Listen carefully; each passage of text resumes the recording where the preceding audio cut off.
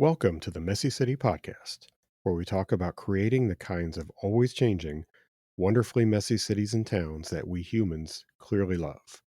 We'll talk with those people trying to revive them or create them anew, whether they be designers, developers, builders, planners, or just anyone interested in the conversation. Thanks so much for listening.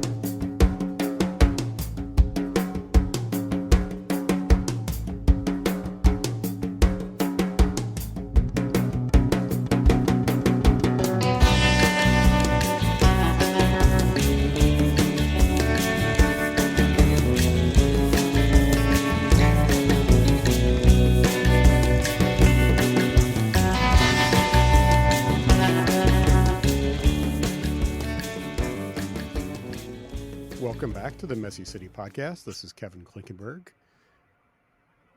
Sometimes over the course of your career, you get to know people and see them watch their careers evolve along with yours. And if you're fortunate, you can meet people when they're young and see them grow into all sorts of new positions and do interesting work. And today I'm fortunate to have a guest that's a little bit like that. We have the assistant city manager for Kalamazoo, Michigan, Rebecca Kick here. Rebecca, how you doing? I'm really well, Kevin. Thank you. I was just thinking earlier, I think I met you originally when you were a student at Andrews. Is that right? That's correct. We got to intersect our paths when I was on charrette with Professor Philip Bess. Yeah, yeah. So, and Phil, we've had Phil here on the show before. We'll probably do so again, I'm sure, especially now that he's in retirement. And his schedule is going to open up a little bit more. But yeah, those were some fun days. That seems like about a million years ago. It really was. Mostly because I used to just chase Philip at his heels. I knew he was doing cool things. Yeah, I did. I just knew he was doing cool things, and I wanted to know desperately what he was doing. And I begged him to take me where he was going. I told him I would do anything. I would fetch coffee. I would make copies. Get lunches. I would do whatever he needed me to do. I would be that gopher, that little sponge, because I knew he was hanging around with cool people and I wanted to learn and know and do. And I believe that charrette was in Grand Rapids, Michigan, yep. and it Hmm. was in the Hartside neighborhood. And that was the first time I had ever heard, I believe at that time we were calling them traditional neighborhood codes, or they weren't called form-based codes yet. Right. They were regulating plans or something like that. They Yeah. were much more technical still at that point. Yeah, But that was they were, all like early days stuff for new urbanism and coding and all yes. that. So let's just go back to that a little bit, Rebecca. Hmm. I think it's interesting. So you went to a really small college in Michigan, Hmm. Andrews University. Did you like grow up in Michigan, or how did you find Andrews? Yes, I did. So I grew up in Kalamazoo, Michigan, and I didn't know I wanted to be an architect. My mother was an administrative assistant in an architecture firm, Hmm. and I had my own desk at the firm. She would pick me up from school, and I would sit at my desk, and I was given different kinds of plans all the time that I would be finishing with different templates that I would draw, and I would be picking out finishes and finish drawing, finish the plans. They would teach me how to add walls, tell me about wall thicknesses, things like that. They were building foam core models that, maybe that model didn't meet the client specs or whatever. So I would take the model home and I would finish it myself. I was doing architecture all the time, and the architects at the time would just laugh at me because I'd be like, "Ah, I can't be an architect. That's not a real job." And the whole time just loving everything that they were doing. And so finally, of course, here I was graduating from high school, and I told my mom's boss I was looking for an architecture school. And that's when he said, "Where are you visiting? Where are you going?" And I said, "Well, I just visited University of Michigan. I went to Lawrence Institute of Technology." And he said, "Have you gone to Andrews University yet?" And I said, "No, where's that at?" And he goes, "Well, please do. It's down in Berrien Springs." And I have to say, I walked through the door. I saw this nearly 4 foot tall model, and it was built completely out of wood. And it was this craftsman, this quarter scale craftsman home. And the details were so beautiful. And hanging behind it was this analytique. It was hand drawn. Hmm. It was ink rendered, like the Mhm. Chinese style ink. Richard Economakis Mhm. from the University of Notre Dame came and taught this third year course, this analytique course. And then in your fourth year, you built this model. I was captivated. That was it. It was this moment. And then I met with Lou Seibold, and I walked around that. It's a pole barn. Let's be honest. If you have not visited Andrews University, you look at the work on the walls and you can't peel your eyes away. But if you zoom out for a second, you will lose it because it is a pole barn and a series of trailers. But the work and the students and the heart and the community that is built at Andrews will suck you in and you will never leave. Yeah. Yeah, I had the pleasure to come, speak at Andrews one time and then do some Yeah. critiques, and it's a really unique it's a very small college, Mm-hmm. and, it's a religious college, Yes. or it's affiliated with the Seventh-day Adventist, um, and, it's one of the few colleges in the country that for lots and lots of years has actually taught a more, sort of traditional pre-war approach to architectural design and urban Mm-hmm. design. So, I mean, that all when you're 18 years old, you don't really know or understand any of that stuff. But I mean, No. how do you think that shaped your educational experience? Oh my goodness. The first book that I was handed in my first year, first class, Timeless Way of Building. Hmm. Yeah. And that was it. It shaped everything. When you're handed a treatise like that, Yeah. um, your whole life is set on this path, and you realize that um, there's there's a healing you can do in the work that, yeah, there's a healing that you can do in your work, and there's a harm that you can do in your work. And I chose the path of healing.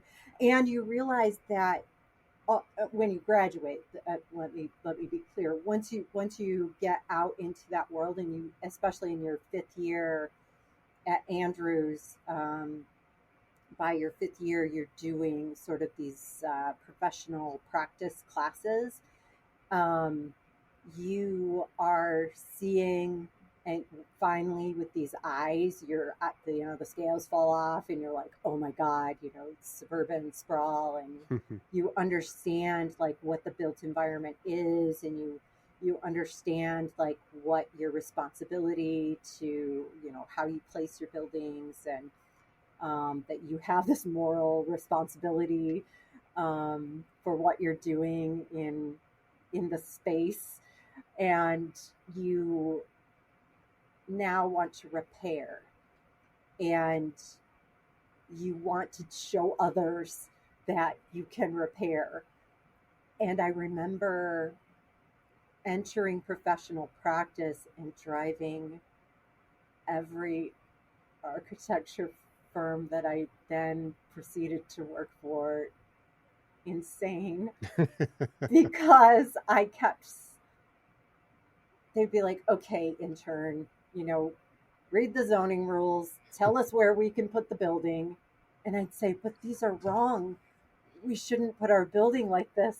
And they'd go, Rebecca, come on, like, really, just tell us, where does the building go? Like, tell us the building envelope. Like, just do the sketch. And I'm like, but we can't do it like this. Like, it shouldn't be this way. Like, look at across the street. Like, this isn't responsible. Okay, you Yeah. have to go somewhere else. Yeah, it does kind of ruin you for working in like a lot of typical architecture firms, especially like big shops. It Uh, does. It does. And so you have to be, and this is what I tell architects who are graduating, like, I'm so sorry, like, you're ruined now.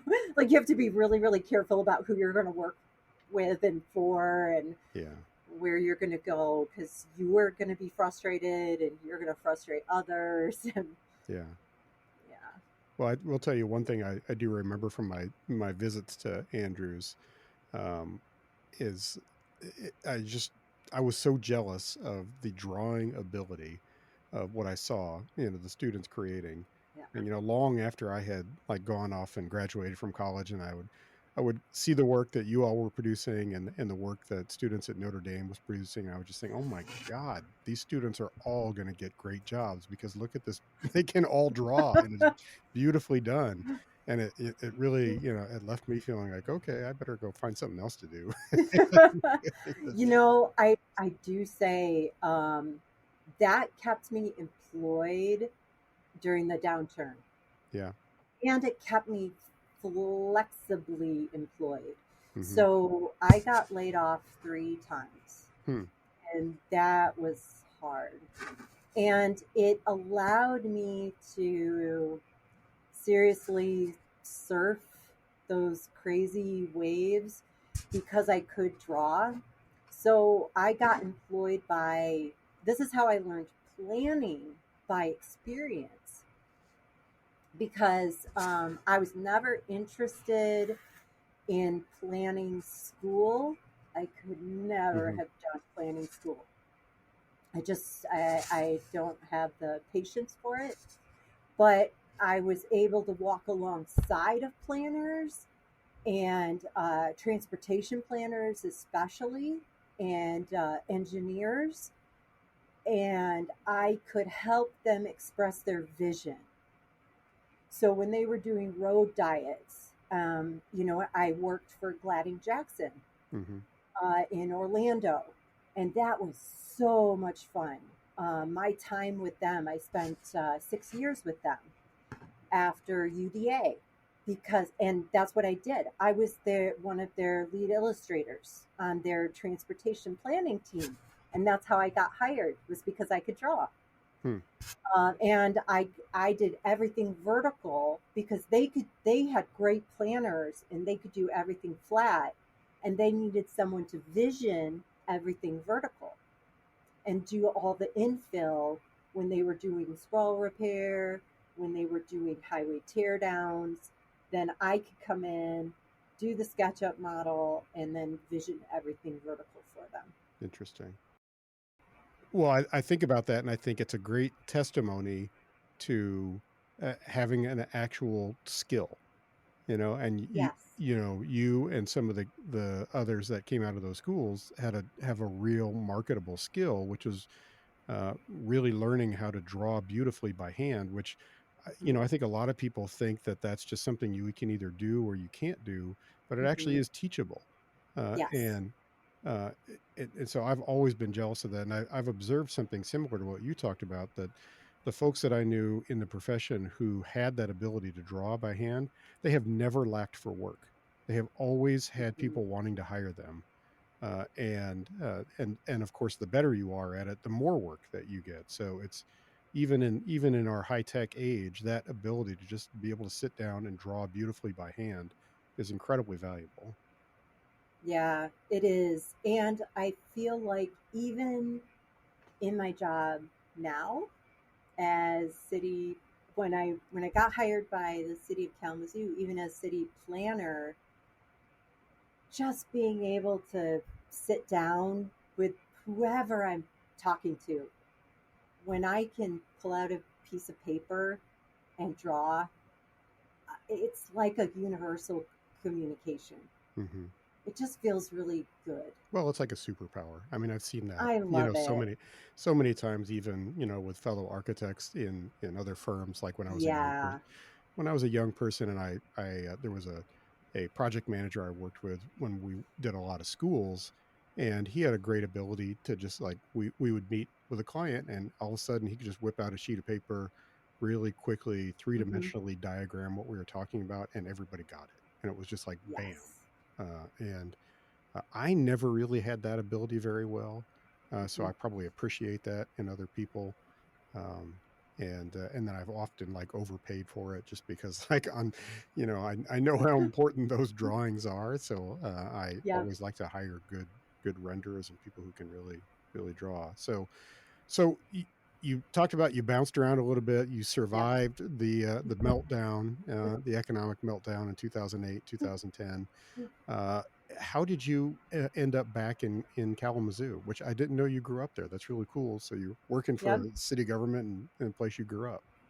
Yeah. So that's a little bit about how I ended up back here. So the last layoff in 2010, Gladding Jackson merged with AECOM. Uh huh. That was a tough one. Yeah. I was a little too much for a lot of me and my Gliding Jackson colleagues. Kind of scattered after that one, and ended up with a really great freelance contract after that one. I was doing a lot of fun on call planning, transportation planning work in southern Colorado, Hmm. and lots of good things came out of that. But one good relationship that came out of it was a transportation planning relationship with Brad Strader out of LSL Planning, who was in Detroit at the time. And so I was coming back to Michigan. I had a grandparent who passed away who was in Richland, Michigan, which is just outside of Kalamazoo. And me and my brother had actually inherited her home. Hmm. And my brother was going to remain in Kentucky. He didn't want to move back home. And I said, well, I had just had my son, I Hmm. just got married, and we had our first child. And I was like, you know what? Those are the things that bring you home. Sounds familiar. Yep. So Xander was 10 months old, and we moved back to Michigan, and I started contracting with LSL Planning, and I started doing some charrette work with them in Kalamazoo and Lansing, and I was doing some traveling to Toledo and Detroit and doing some charrette work and things like that with them. It was fun. Um, and so one of those projects was on Portage Street here in Kalamazoo. And we were doing some work, and the city of Kalamazoo was like, what is this team? Like, what is this process that they're doing? We did all kinds of really cool exercises on this road diet that we were going to do on this 4-lane road. And they were like, whoa, this chick, she's a planner and an architect, and she talks like an engineer, and we need a city planner. Let's take her out to lunch. She says she's from Kalamazoo. Does she know we need a city planner? So they did. They took me out to lunch, And I told them, gosh, I really love my work with LSL right now. I kind of have a really cake job. They pay me really well and working on all these really fun projects. That's when the Q line was about to go into Detroit. Hmm. I had already done some light rail in Vancouver and Minneapolis, and I really loved doing light rail projects. Um, and they started to tell me, oh, we're about to start this new master plan for the city of Kalamazoo. Gosh, we haven't had a city planner in like a year. We really need somebody like you here. We really, don't have a vision for transportation for the city. And I just thought, oh, gosh.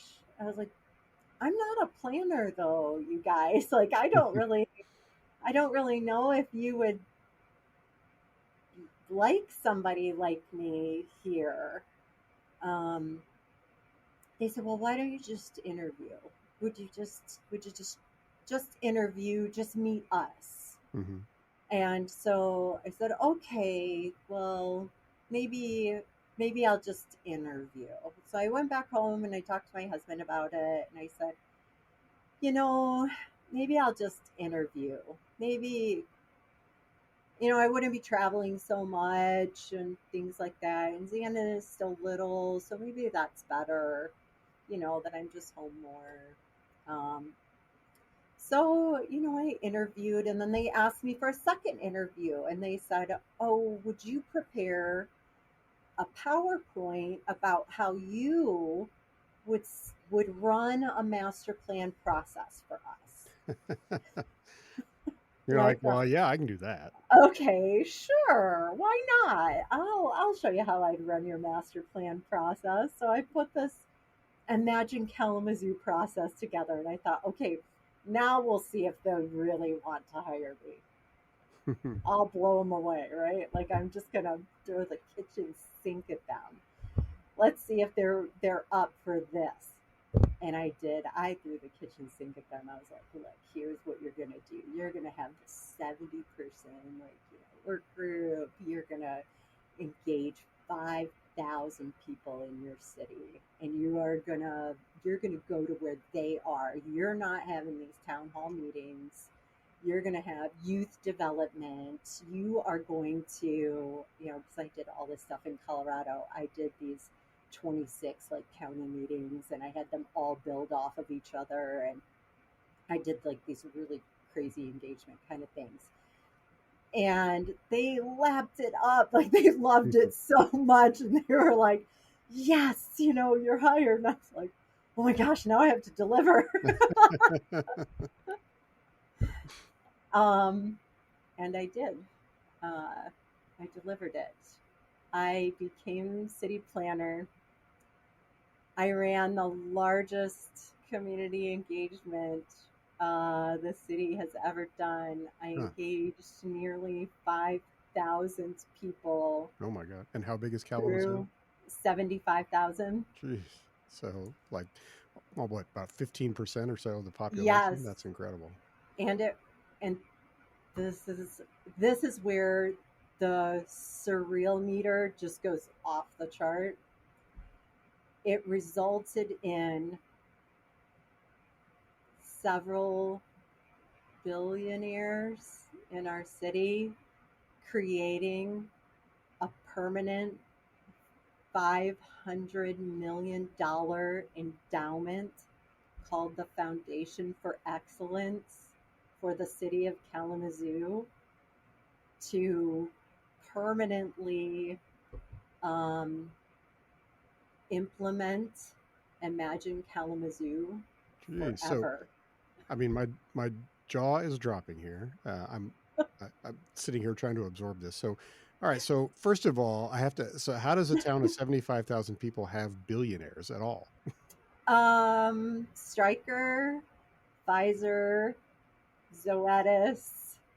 Um, what else do we have? The Upjohn Pharmaceutical Company Hmm. started here.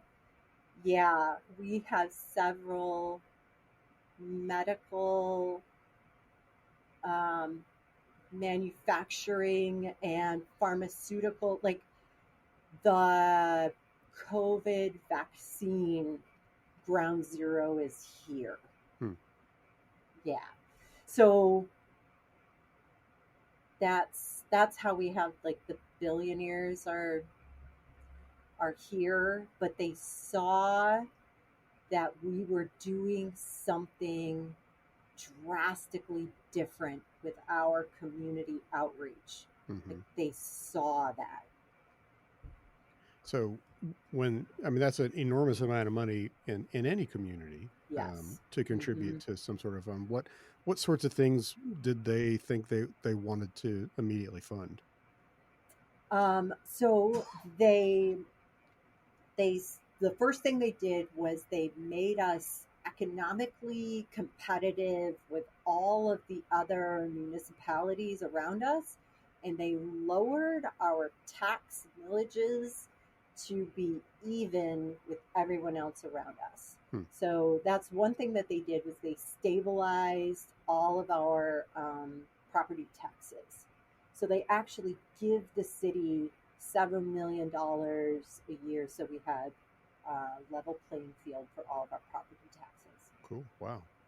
Secondly, the priorities within Imagine Kalamazoo are things like um, making sure that we have all of our um, all of our sidewalk connections. We have all of our potholes filled. We have, all of our core services are taken care of. All of our trees are trimmed. All of our lights are lit. All of our streets are swept. Like we have solid core services. Then all of our parks are mowed. All of our football fields look amazing. All of our youth programs are taken care of. We have things like summer camps. It's called Super Rec. Recreation programs, our pools are open always. You know, those are like what we call like our community promise. Hmm. That all of those things are tip top shape, always quality and level of service are met. And then we have what are called like our aspirational things. So maybe we want to make sure that every neighborhood that has a major park also has a splash pad. That would be aspirational. Hmm. So we've been working on making sure that those parks have great splash pads. And we've installed about four of those now. The next aspirational thing that we have is, making sure that all of our bike lanes are connected throughout the city so that you can ride from your, you know, just about every school is connected, or elementary school is connected within a quarter mile distance, Hmm. Hmm. reasonably. So we're kind of mapping that out and making sure that we have like that good safe routes to school plan. Hmm. So that's another aspiration that we have. So So it's things like that. so then like how much of those things that you described are like under the banner of like the city government, it's what it does Mhm. year after year, and how much of it is like through this additional corporate support? Yeah, we would never be able to do this under what the city government has. We just don't have enough tax base and Hmm. enough of our own funding to do that. And so we use this additional $5 to $8 million per year that we get from that $500 million endowment. That's what we get about. Okay. Like um, the interest from that $500 million is about $5 to $8 million additional aspirational funding is what we get to play with. So their idea is to try to keep that $500 million as capital long Mm-hmm. term, Yep. and then they're spending the interest or giving it Yep. back to the city. What Yes. just by comparison, like what's your city budget overall? Like the total city budget? Do you have an idea? Yeah, it's about 182 million. Okay. Okay. Yeah, So we're, like 25 square miles, just to give you an idea. Okay, We're 180. pretty we're a Yeah, pretty compact city. yeah, We're I mean, we've got some big streets. We're pretty walkable, yeah, pretty compact. yeah. Well, it's an older city that was probably Yes. largely built out Mm-hmm. pre-World War II. Yes. Mm-hmm. Yeah, so that's interesting. So then maybe in any given year, it could be 5 to 10% of the city budget, more or less, depending on how it Yes. works out. That can kick in extra. That's pretty cool. Yeah, and we also have like a incremental development loan program for housing. We've got pre-permitted housing plans. We do small business development out of those funds. Um, yeah, we've got a lot of buckets. Well, so let's talk about some of those buckets. Yeah, What is it? What do you mean by your incremental development fund? What's that all about? yeah. So back in that day, also, when I was the young city planner in 2015, And ta- how many planners are on staff? so at that time, there were five of us, Okay. okay? And everybody had their own job. So, I had a historic preservation coordinator, I had a zoning administrator, I had a site plan coordinator. I had no general planners. That was me. Hmm. I was the generalist on staff Hmm. as the quote unquote city planner. And so I knew the zoning code was completely broken. And before I was going to start the master plan, I read all the past master plans back to 1977. So there were four master plans. And the 1998 plan was the most curious. And it had said, it's in this little sidebar, I just send it to you. It says, you have a problem to solve. Um, you have a contradiction to solve. You're a city that relies on a tax base. However, you want to reduce that by expanding your lot sizes because it was saying, you wanted to go to the suburban model. They wanted to create 60-foot wide lots and really suburbanize, creating this R1 district. However, you're a city that relies on taxes. And their standard lot size at that time was 32 feet. Hmm. And so they're like, basically, you're crushing your tax base.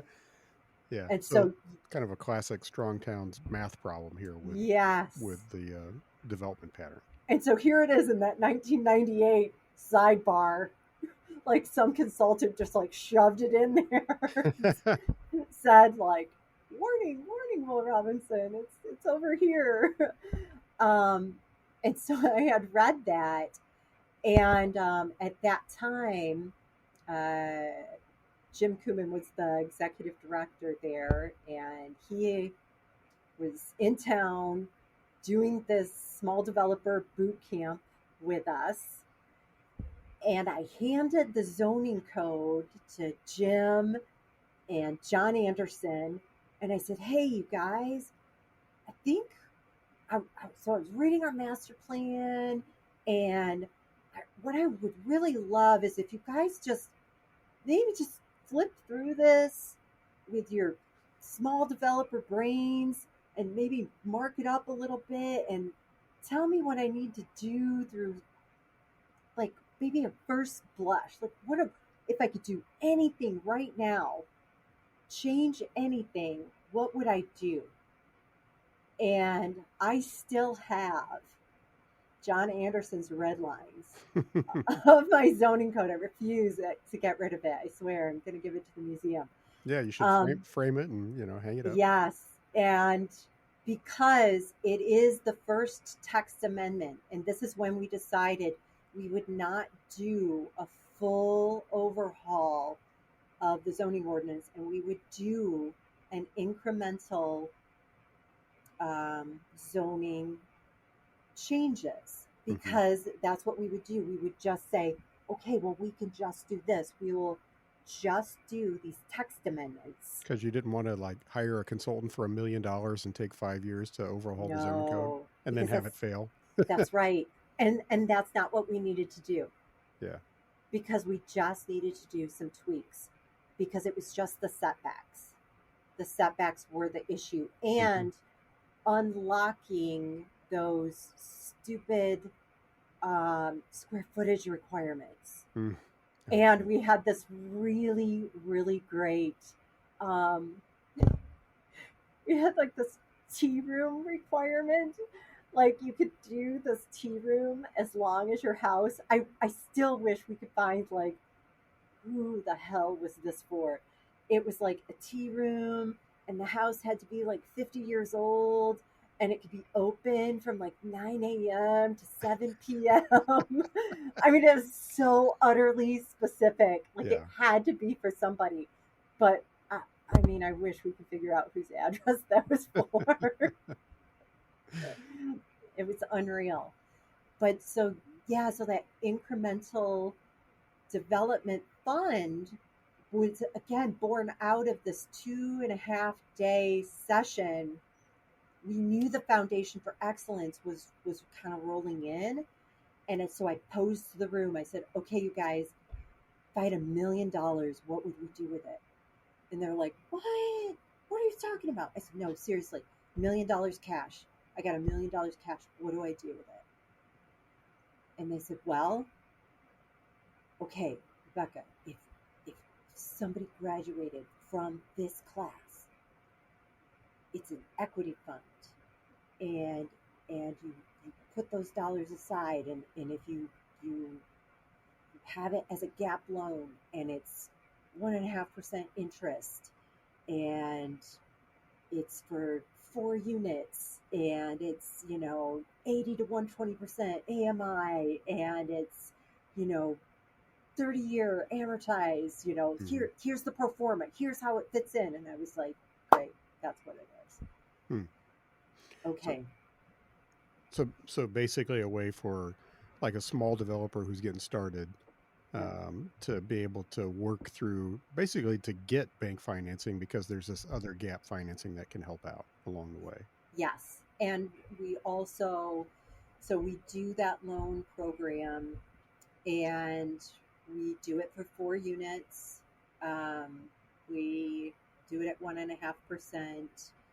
Um, we'll do it out for as long as we need to. We can be as patient with the capital as necessary. And we also can push it out Hmm. further.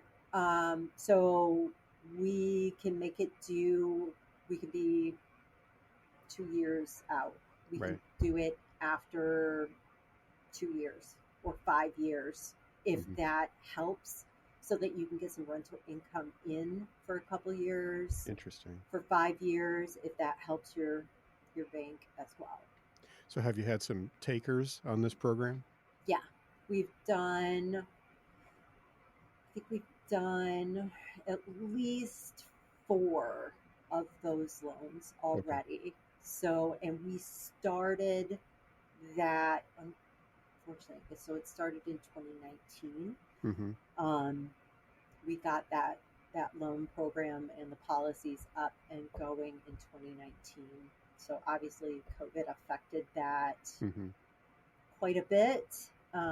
So we really hope that we can get some more of that out Yeah. starting starting soon. That's cool. That's a really interesting idea. So, Hmm. along with that, then you mentioned you've got a pre-permitted plan program, and Yes. I've talked with some of the folks in that world, the Jennifers and the Matts, who do Hmm. this kind of work. What all have you adopted, or what have you done in Kalamazoo? Yeah. So we have duplexes. We have up and down duplexes and an ADU unit that we built. So it took us 4 years to get this launched as well. But that's because we started building with a nonprofit builder first. Hmm. We built three duplexes and ADUs, oh, and a cottage, 900 square foot cottage as Hmm. well. And we wanted to be sure that we had the pro forma like as tuned as possible, and that we got all of the kinks out in the plan also. And we have comps Hmm. now because Hmm. we built them. Hmm. And we knew we needed that for the duplexes. Not so much the cottage. I mean, we do have some smaller homes in the city. We also have some ADUs in the city, but we now have at least our pre-permitted ADU in the city. But the up and down duplex, we knew banks were probably going to scoff at that a little bit.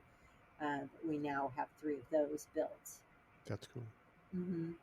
And do you think you'll expand that to other, like other plans, other building types? Absolutely. We have fourplex, sixplex, and 12 plexes coming. And we also have lined up our nonprofit builder to also be, and we're also funding our nonprofit builder with those Foundation for Excellence funds. Again, for us to take the risk um, in building those, putting the comps on the market, making sure we're getting the pro forma right. And it gives the developer a model, Hmm. to really see and touch and feel the quality of it, take a little bit of that risk out for them to see us build it and understand it as So, well. so along the way, you became the assistant city manager as well. Mhm. Moved up from planner to that. How and when did that happen? So that happened in 2022. Yeah, and how that happened was a couple of things. So one was I had been in my direct I moved from city planner to the director of community planning and economic development in 2017. Hmm. And so I was director for the longest time at the city. And as I was director, I absorbed economic development. Hmm. And I did that between 2018 and 2019. Our economic development director at the city retired, Hmm. and he only had a staff of three. And I had been shadowing and working with the Brownfield Authority the whole time. And I finally said to him, I was like, you retire, let me take on your department. Hmm. Planning and economic development just need to be one. Um, he knew like the whole time I was just like, come on, like development is just becoming my thing. Um, I never knew I was like this budding developer inside the whole time. I had no idea. Um, they don't tell you that in architecture school Yeah. that you are like the secret developer because they never teach you the finance side in architecture, which they should. They should definitely teach you that. So I had gotten my economic development finance professional certification and I took my test and I did that all during COVID. And at the same time, or just as I was coming out of COVID, I also had been working with a women's municipal leadership program through the state of Michigan, slowly thinking about city management and Hmm. leadership. And so I had been thinking about it. I had been talking to my city manager and to my boss, Laura Lamb, about that and about what that career path looked like for me. um, what roles they were looking for in city management. At that time, there was a city manager who was about to retire, and what they were looking for in their team member. And so then that city manager had retired, and they hadn't hired anyone. And then there was a person who joined the city manager's team, and they called her like she was like a project manager, and they called her like the strategic innovation coordinator or something like that. It was a kind of a weird role. I was like, that's my role. I was like, that is so my role. I was like, wait a minute, but she's not a city manager. Hmm. And then she got some opportunity and she left. And you may or may not know this about me, but I'm sometimes I can be a little bold. So I went to my boss and I said, so you may or may not be hiring for that role, but I think that that's my job. And I'm going to put a job description in front of you. I love it. and, That's great. and I think this is my job description. And I kind of went like that. I love it. So obviously he was like, well, clearly you're right. Clearly, you're right. Yes. There's no other Um, conclusion I can draw at that point. So, exactly. And so I said, look, the strategic vision, Imagine Kalamazoo 2035, is coming up. 2025 is due. And by the way, at Magic Kalamazoo 2025, every year I give the City Commission an update. I call it the Imagine Kalamazoo birthday celebration. hmm. They're all online. And I show the commission how Imagine Kalamazoo gets implemented every single year. And I tell them that, by the way, in Kalamazoo, we implement our master plans. And here's how we do that. And here's how I've shown you how we implement our 138 goals, how we're on track, how much money we've spent, how we take our community's vision and how we've implemented it. And so now this year, I've been showing them how we are going to create the strategic vision for Imagine Kalamazoo 2035. And as city manager, I'm showing them how their strategic vision for the entire organization. Hmm. I have been, my role now is as an organization leader. I have been engaging the organization because I didn't do that last time. I only engaged the community. So since October of last year, I've done 6 internal staff retreats. I've done an entire organizational survey. I've just started doing my second round of small group meetings where I've been engaging in what's called a good governance um,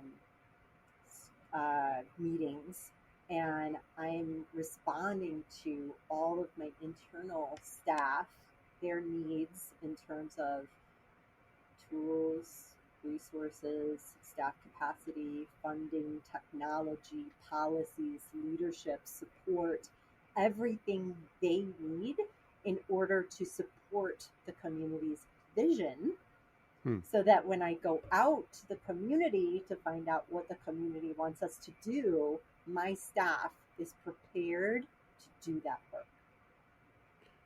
I mean, I'm really just, I'm a little just blown away by all this. I'm kind of having a hard time digesting and coming up with questions because it's so, I mean, obviously this is the work of an architect. I mean, right. I mean, Right. clearly this is what you went to architecture school for, to help, reorganize and prioritize city management and get everybody, working together as a team.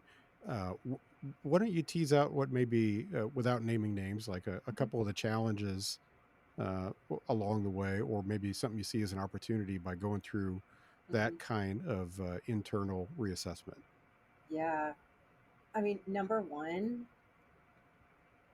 this group has no clue what I'm doing. Hmm. Like, teamwork to a government, they're utterly confused. Um, they do they do their work on their team, absolutely. Like, their work in their department, in their division, on their team. Completely on board with that. But understanding that they're part of a larger organization that may have to talk to each other or know what someone else does, that's somebody else's job.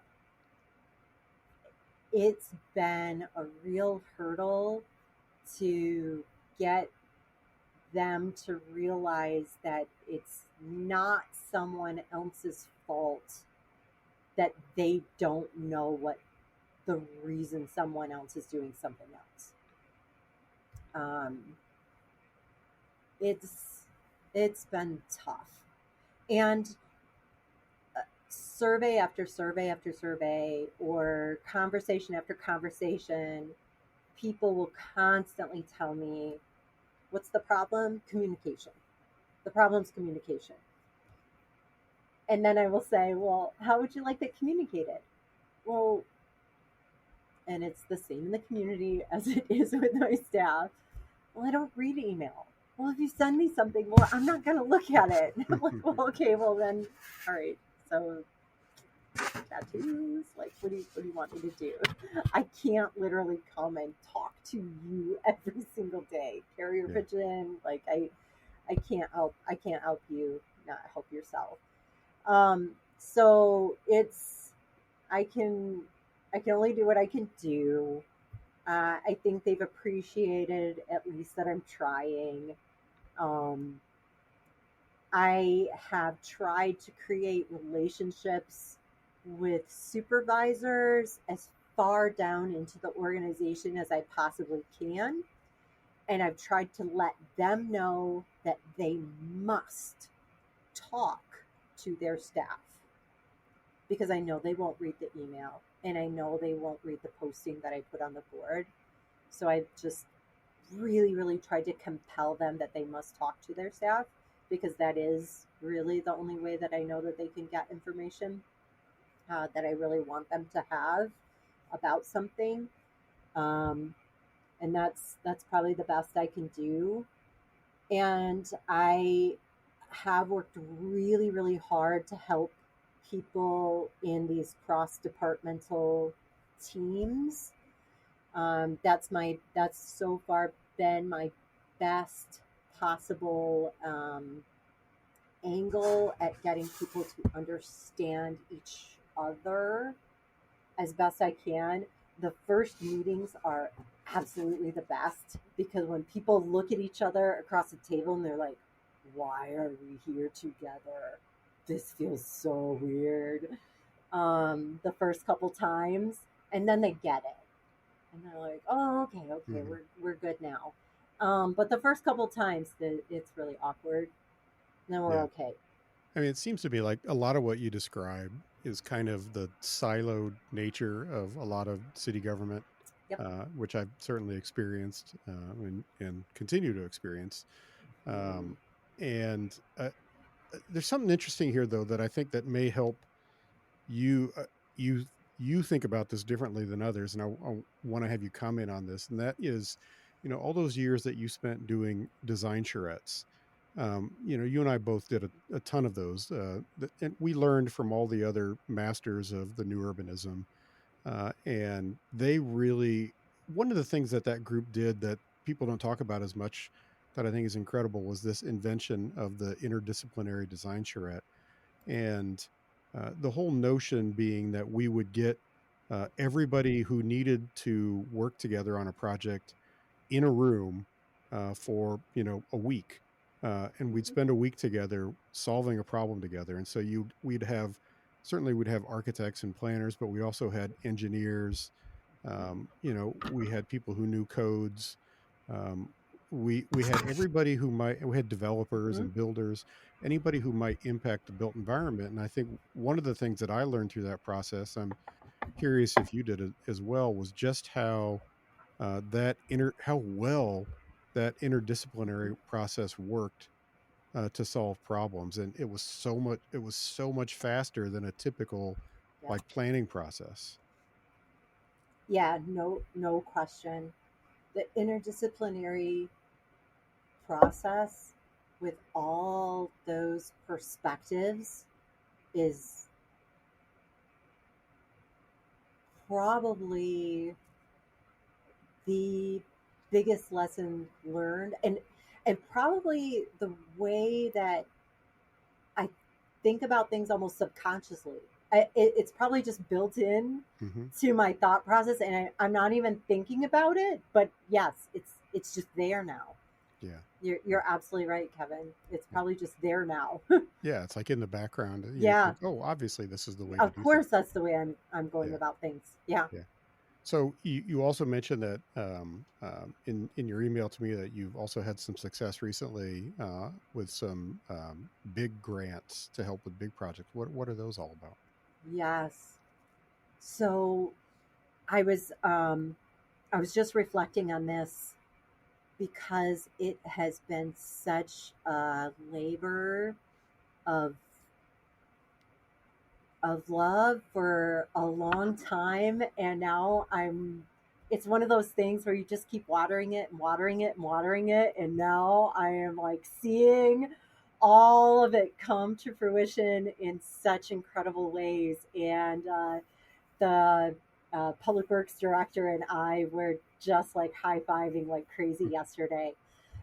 So 10 years ago when I started, um, director Baker and I, when we started on Imagine Kalamazoo, and we started writing our Connected City chapter, we got bold and we decided we were going to write a land use and transportation master plan.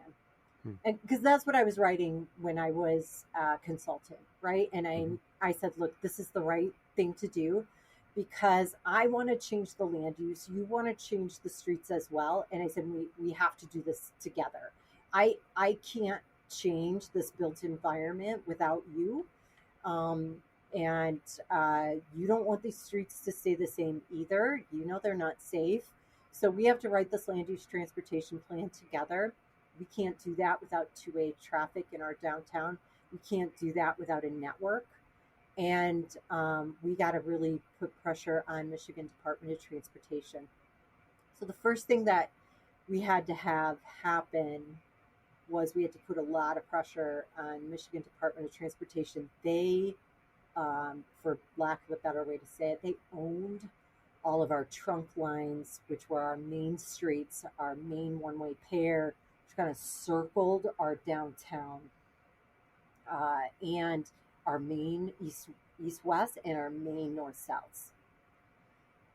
And we finally got we had a couple friendly people. One which was our region planner for MDOT in our area, and the governor's liaison was a friend, Andrew Hahn and Jason Latham.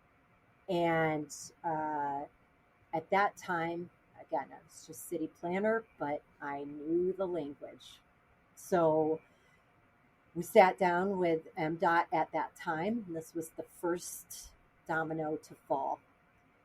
And I, again, city, sometimes I wonder, like, the city was like, gosh, this girl's mouth. Um, I just got in every meeting and I said, can we study the network? And they said, those are your streets. These are our streets. And I said, yes, but can we study the network? No, we're going to study MDOT streets, and you're going to study your streets. And I said, but we're going to fail at your two-way network because we don't have the same values. Can we study the network? And then they said, well, maybe we should just give you the streets back. I said, okay, that sounds good.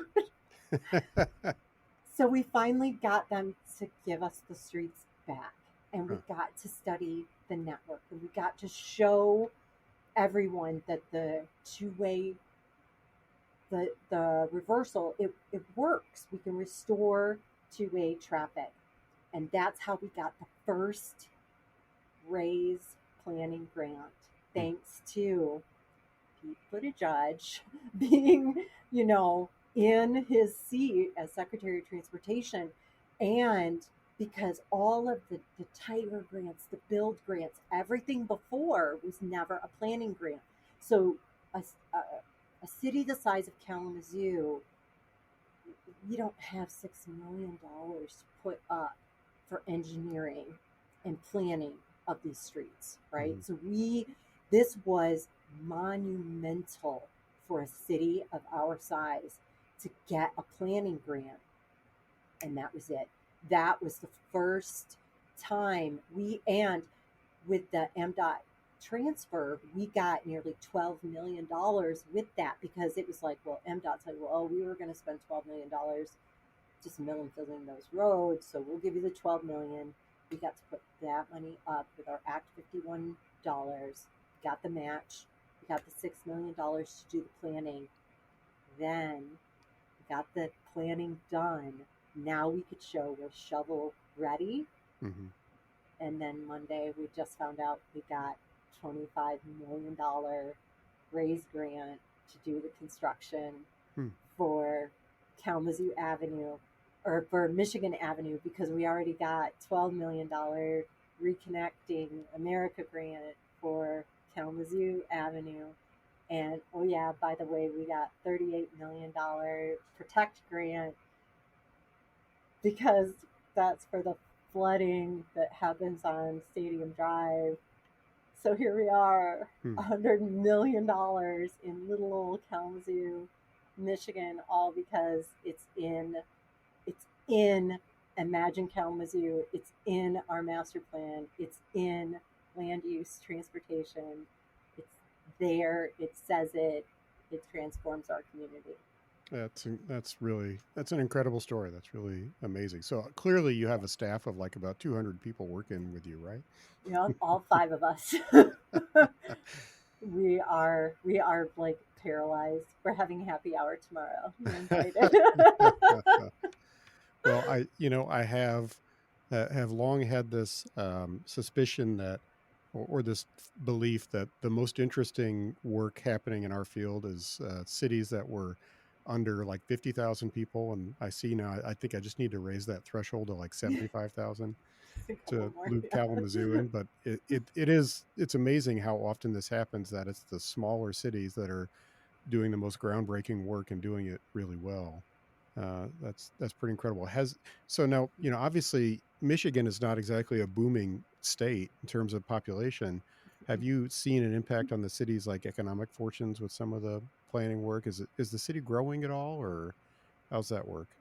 You know, we are and we aren't. Hmm. I don't think at this point we're losing anyone, but we're certainly not booming in any capacity necessarily. You know, we're not growing in any Hmm. industry per se. Um, we're pretty quiet there. I think we're just doing good, steady work, and we're just trying to be great and steady and consistent and keep who we've got, you Hmm. know? Um, Well, it seems like in certainly in the Rust Belt, uh, being able to keep who you've got, have happy citizens, and have a high quality of life, you're like way ahead of the game. yeah, no question. No question. Yeah. Um, Rebecca, this has been an incredible story. I'm sure there's a lot more to it. If people want to look up more about what you've done and what you're doing in Kalamazoo, what's the best way to do that? ImagineKalamazoo.com. Okay, that's Yeah, straightforward. yeah, it's got the whole story. It's got a page with all our plans, our process, our public participation plan. We tried to codify it. It's got a toolkit. Hmm. It's you know, go to where people are and have fun. Um, yeah, it also, if you go to kalamazooCity.org, you can, at the bottom of the page, you can see the Foundation for Excellence story. You can see our investments. You can see the $50 million that we've invested in our city and our neighborhoods. You can check out that whole story. It's really incredible, and just know we're incredibly grateful for it. We understand what it means for us, and yeah, we don't take it for granted. Oh, that's fantastic. Yeah, thanks, Well, Rebecca, Kevin. it's been great catching up. I really appreciate your time doing this and look forward to following more of what's going on in Kalamazoo. Hey, I'm just grateful for that opportunity. Thanks for allowing me to catch up and share our unique story. Oh, my pleasure. Take care. Yeah, take care, Kevin.